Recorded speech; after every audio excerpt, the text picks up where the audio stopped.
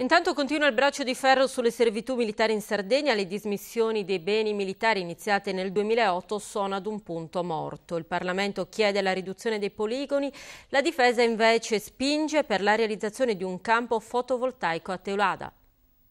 Il Parlamento chiede la riduzione del peso delle servitù militari in Sardegna a partire dal ridimensionamento dei poligoni e invece proprio in uno dei poligoni sardi per il quale è stata ventilata la chiusura e la bonifica, quello di Teulada, il Ministero della Difesa attraverso una società Difesa Servizi SpA creata appositamente per autofinanziarsi rilancia e progetta un parco fotovoltaico di 190 ettari. Quei beni sono nostri perché lo Statuto e anche il decreto legislativo 267 dicono che quando non sono utilizzati per la difesa e non per la finanza, per la difesa, quei beni sono nostri e quindi noi ci opponiamo alla realizzazione di un campo su beni nostri da parte di una società speculativa del Ministero della Difesa.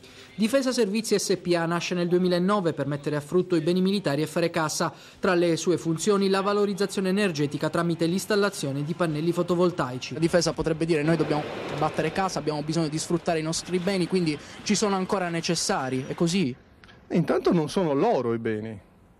Intanto. Secondo, allora stiamo innovando la Costituzione, quindi dovremmo dire che tra i compiti della difesa c'è anche la speculazione finanziaria e sarebbe interessante che questo passasse in Parlamento.